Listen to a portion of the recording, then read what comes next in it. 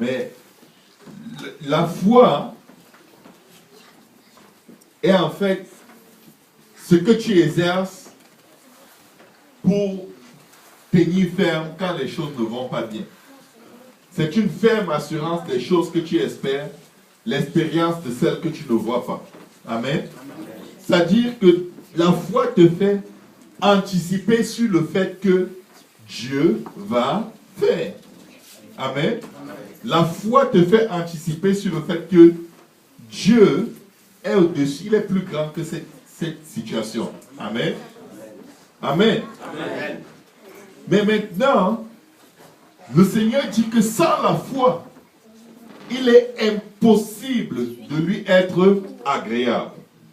Est-ce que vous avez déjà rencontré des gens qui ne craignent pas Dieu, qui ne vivent pas pour Dieu, mais ils ont une très grande foi? Ils ont une conviction quand ils veulent faire quelque chose. Ils ne doutent pas.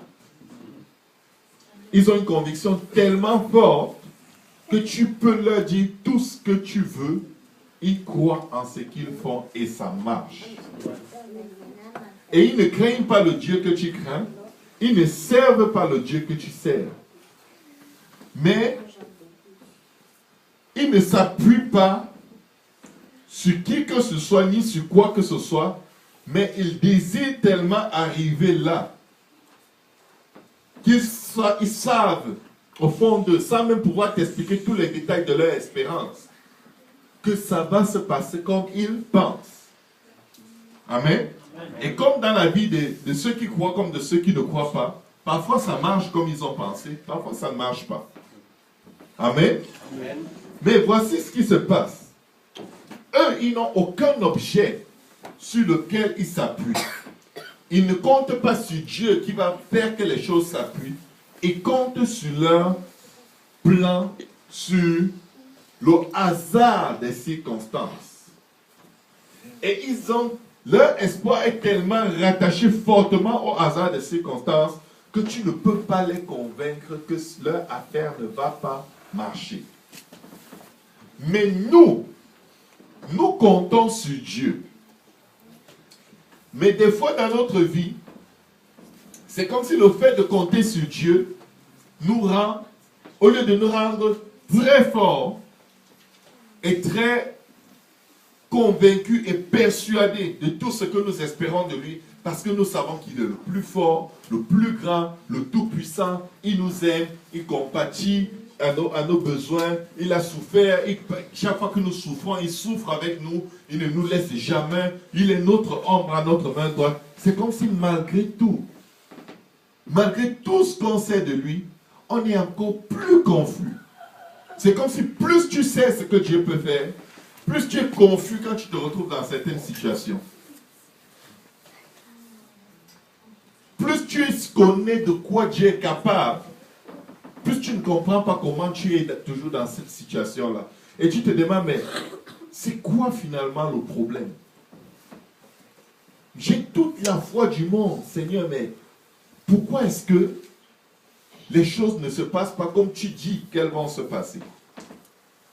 Pourquoi? Amen. Et des fois, ça entraîne une série de frustrations et de convictions, de sorte que tout ce qu'on te dit de la part de Dieu, ça entre par l'oreille, ça fait tout de sortir. Parce que tu te dis, non, je préfère ne rien croire. Parce que si je crois et après ça ne se passe pas, je vais être trop abattu. Je préfère que, si Dieu veut qu'il laisse l'affaire comme celle-là, c'est pas grave. Je peux vivre avec. Et dès que quelqu'un te dit Dieu est bon, tu dis oui, il est bon, il est bon, il est bon. Parce que tu veux couper court. Tu ne veux pas qu'on en rajoute parce que tu as peur qu'on ajoute encore des paroles d'espérance sur paroles d'espérance sur paroles d'espérance. Et après, tu attends 1 mois, 2 mois, 3 mois, 4 mois. Ça là, c'est pour les autres, ce n'est pas pour moi. Tu te disqualifies de la liste des personnes pour qui Dieu a prévu de si grandes et de si belles choses. Tu te dis, ok, Dieu peut le faire pour les autres, mais bon, je sais que moi, parce que j'avais fait ceci, peut-être c'est pour ça qu'il me le refuse. parce que j'avais fait cela. Directement, l'ennemi va venir avec sa liste, son dictionnaire. Il a des gros dictionnaires comme ça sur ton passé. Il ouvre n'importe quelle page, il te dit, lis. Quand tu avais 7 ans, tu avais fait ceci. C'est pour ça que aujourd'hui, tu vois, Dieu ne peut pas te... Satan est un menteur. Quand tu es dans une situation qui t'opprime, qui te fait désespérer, qui te fait te questionner, ça n'implique pas forcément que tu y es pour quelque chose. Ce n'est pas toujours, je dis bien, ce n'est pas toujours à cause d'un acte que tu aurais posé, que tu souffres ou que tu passes par telle ou telle épreuve. Il y a ce qu'on appelle la souveraineté de Dieu. Et pour mieux comprendre la souveraineté de Dieu, tu vas dans la vie de Job. Job était parfait. Imagine-toi, Dieu dit de toi que tu es tellement correct que sur la terre, il n'y a pas deux comme toi.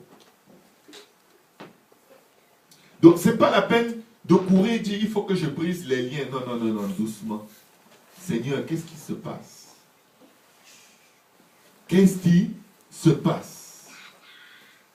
Parce que si l'épreuve dans laquelle tu te retrouves provient d'un acte que tu as posé, Dieu t'amène dans cette épreuve pour te révéler ce que tu dois changer. Amen. Il va toujours envoyer une parole, un rêve, un message, quelque chose de précis. Et souvenez-vous par rapport au rêve, quand Dieu te donne un rêve qui vient de lui, c'est confirmé par la parole. Amen. Amen. Ne sortons pas avec des rêves faramineux et on s'accroche dessus, on dit Dieu m'a parlé par un rêve et ça ne correspond à rien dans les Écritures. Amen. Ça c'était juste une parenthèse. Quand Dieu te fait passer par une épreuve qui est dans le but de te corriger, il te révèle qu'il y a telle chose que je veux que tu arrêtes. Quand tu te tournes vers lui pour chercher du secours, pour qu'il te délivre, pour qu'il change ta situation, il te pointe le doigt d'une façon très claire. Peut-être que tu ne vas pas forcément comprendre quand il va le faire, mais il va te pointer le doigt sur un point bien précis. Et chaque chose que Dieu va te reprocher, c'est des choses qui concernent le salut de ton âme. C'est généralement par rapport au salut. Parce que c'est le but ultime de notre vie sur la terre. Maintenant, il y a des épreuves que Dieu va amener dans ta vie pour te montrer qui tu es, à quel niveau tu te situes avec lui, pour que ton cœur cherche des ajustements qui vont te ramener vers lui. Le problème au milieu de nos épreuves, c'est ceci. Dès que nos épreuves sont là, les épreuves vont se dresser devant nous et c'est nous qui déterminons quelle sera leur hauteur. Peu importe, tu peux avoir même la pire des maladies. C'est toi qui décides avec quel impact cette maladie va te casser moralement. Ça peut détruire tout ton corps comme Job, mais moralement, Job était au beau fixe. Il disait, même s'il me tue, je lui ferai confiance. Même s'il me tue. Je ne sais pas si quelqu'un ici a ce niveau-là. Mais quand nous lisons l'histoire de Shadrach, Meshach et Abednego, qu'est-ce qu'ils disent à Nebuchadnezzar? Nous n'avons pas besoin de te répondre là-dessus. Nebuchadnezzar apprend qu'il y a 3 qui ont refusé de fléchir les genoux. Mais tu sais que Nebuchadnezzar est inquiet. Pourquoi? Il demande de les faire venir devant lui. Je n'ai jamais vu ça. En fait, il a eu peur. C'est quoi ça? Le feu? Ils n'ont pas peur. Il était tellement étonné qu'ils n'ont pas peur de la mort qu'il a dit, faites-moi voir leur visage. On dirait que c'est des gars que je connais. Il dit, mais attends un peu. On a dit, vous n'avez pas dit la fournaise? Si, on a dit. Vous n'avez pas dit de s'agenouiller au son de la trompette et de... Si, on a tout dit. Mais je te dis, ô roi, ils sont debout. Tout le monde était couché, même à plat ventre. Mais les trois là, tu pouvais les voir tendus comme ça. Comme un arbre planté dans le désert. Amen. Ils n'ont pas baissé la tête. Ils ne se sont même pas inclinés. Ils n'ont même pas fait semblant de se coucher, mais sur le dos. Pour dire que bon, on ne fléchit pas, on regarde vers le ciel. Juste pour disparaître dans le tas, non. Ils sont restés debout. Il dit, faites-les venir. Je crois qu'ils n'ont pas compris. Je vais leur dire qu'il y a une fournaise plus ardente que celle que vous avez annoncée officiellement. Je vais faire chauffer la fournaise 7 fois. On dirait que, tu vois, Satan parfois, il ne fait aucun sens. Puisque la fournaise, c'est la fournaise, que ce soit peu chauffé, que ce soit trop chauffé, ça va quand même brûler. Mais il n'avait pas besoin d'augmenter l'intensité. Oh non, comme c'était une fournaise moyenne, donc on peut être courageux. On va brûler, mais pas trop, quoi. On va juste mourir. Mais une fournaise chauffée 7 fois, ça va nous brûler, brûler, brûler. Même moi, on va... Non. Satan le fait. Il les fait venir, il dit, venez. Il dit, bon, ok.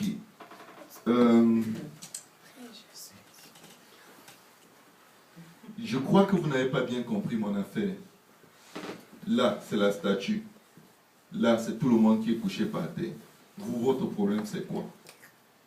Je vous donne une deuxième chance. En fait, il est inquiet. Que j'espère. Tout le monde a eu peur de moi. Parce que j'ai régné par le meurtre. J'ai régné par le sang, par la violence. De sorte que tout le monde a peur de moi. L'expression suprême du pouvoir de l'ennemi, c'est la peur qu'il contrôle en nous. Amen. La peur de ne pas payer ta facture. La peur de ne pas payer ton hypothèque. La peur de n'avoir pas l'argent pour telle chose. La peur de ne pas être guéri. La peur de ne pas avoir un emploi. La peur. Amen. Il projette cette peur dans toi. Mais voici, il rencontre pour la première fois 3 personnes qui savent que l'Éternel est un bouclier et une cuirasse. Donc quand il a lancé la peur sur eux, la peur est retournée sur lui.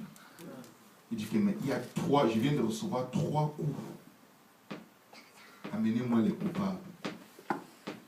La peur qui était supposée être en eux se retrouve sur Nebuchadnezzar.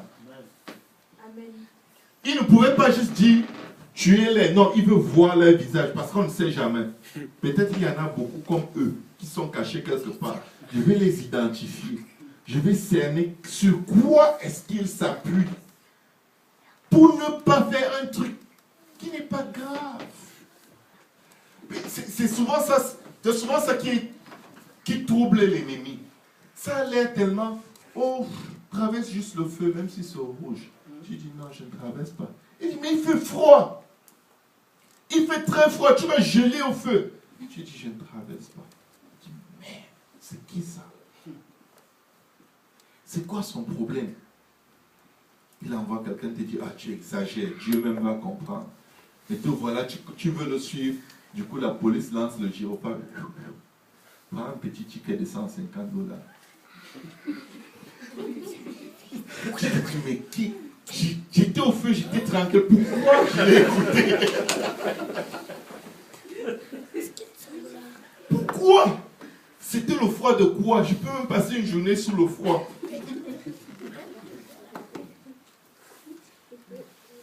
Vous savez, quand vous vivez pour Dieu, Satan est terrorisé. Dieu met ses serviteurs